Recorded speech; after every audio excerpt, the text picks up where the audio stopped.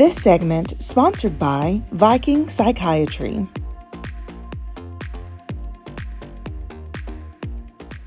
Welcome to Mental Health Matters with Viking Psychiatry, and today I am joined by Sean Goddard, who is the owner of Viking Psychiatry. Hello, Sean. Hello. How's it going? Good. Good. Okay, so today we're going to talk about finding balance in the digital world, right? I mean, everything is technology now.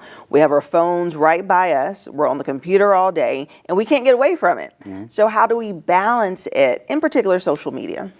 Yeah, it's really important that we do. Social media can be a positive influence, but it can also be a very negative influence. It can make you feel involved, and it can also make you feel alienated, right? And so trying to find a balance between being part of the social world, but also being very active in your current world is very important. Right, yeah. It's like the non-isolation. Like, don't get too far social to where you're just like only communicating with people online and you're lacking those in-person people skills, and then don't not be on it. I'm bad at this, Sean. Like, I will take social media hiatuses for a long period of time, and I'm like, oh my goodness, what's happening in everyone's life?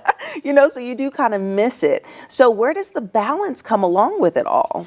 Really, it's about finding that healthy balance, right?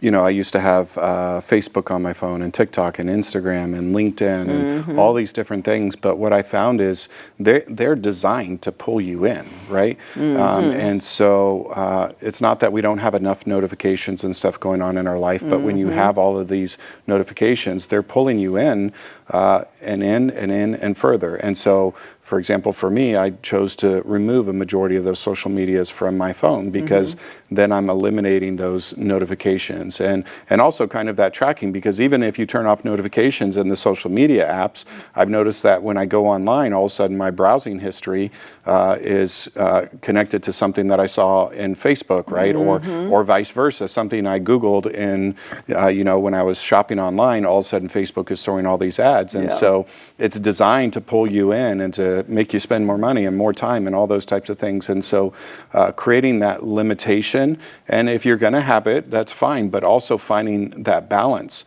Far too often people, you know, start with what is supposed to be an innocent scroll, right? And, oh, I'm just going to check this really quick. And then the next thing you know, 30 minutes have gone by, an hour has gone by, right?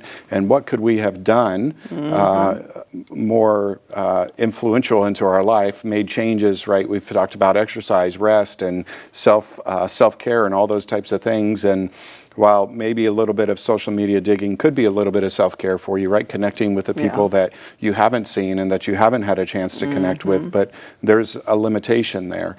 And spending 2 hours watching other people power wash their driveways or mow lawns isn't necessarily the best way to potentially spend your time in the evening when you could be doing things to take care of yourself or those people directly around you as well. Being like more productive, right? But you're right, it is such like a give and take and a fine line, because at one time you feel like you're going down a complete rabbit hole and you're like, where did my life go? Like, what am I doing with my life tonight? And then on the other side, I get the most belly laughs from watching some videos, and it's just something that I really needed. And but it's funny because you can easily get sucked in, because I have like a group chat with my cousins, right? And so, and they're always sending reels and all these videos all day long. And I'm like, no, like I'm trying not to, you know, go down the rabbit hole. So you're right. It's about trying to stop and find, maybe carving out a little bit of time that you allow yourself to. So what is a sign that you have seen if someone has just taken it too far and they're like, okay, social media may be an issue for me?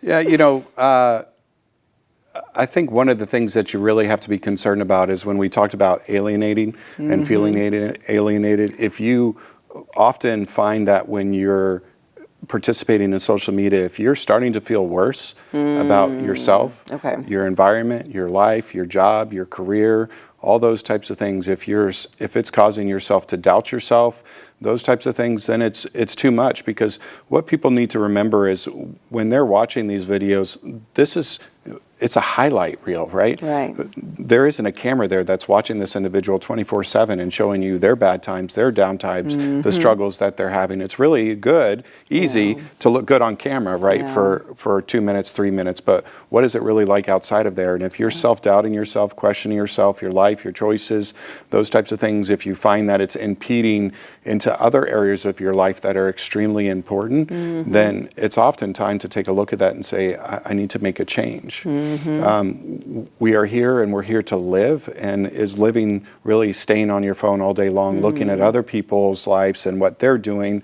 And it's great to get a laugh and to get some joy, just like you can through a show or a movie or those types of things. But, you know, what would you say to somebody if you found out that they were sitting at their home just watching TV all day, every day, days in a row, right? And they're allowing their life to go by and their self-care to go by, you would be concerned, right? But for some reason, because it's on a phone, right, then we've accepted that and normalized that. And but it shouldn't be normal for us to take away from living just to be involved in this all day long. Yeah, exactly. And just having that healthy relationship with the device. I believe we talked about before just the point of comparison. Comparison is the thief of all joy. So you can't utilize that platform as a way of being like, oh, I wish I had that, or I wish I was doing that, and watching other people live their lives.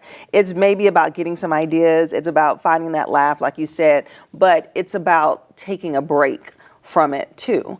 And there's different people that have talked about like social media detoxing, you know, social media, like being off of it for a little while. So when it comes to forming a healthy relationship with it, do you recommend those things?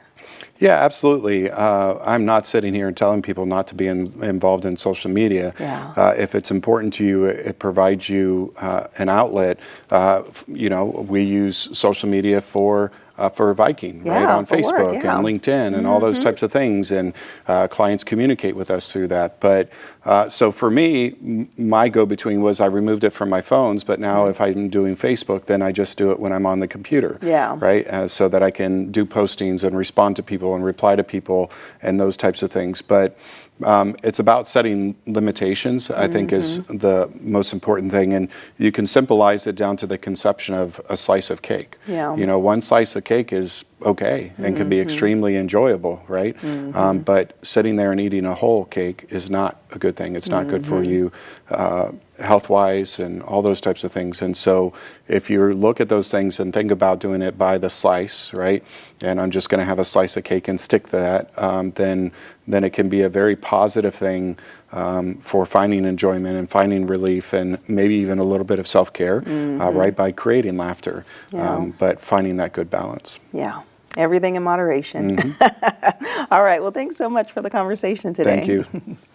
And if you would like more information about Viking Psychiatry, you can learn more about their services and how they really support our community with helping with mental health. We'll have their website listed below, and I'll see you after the break.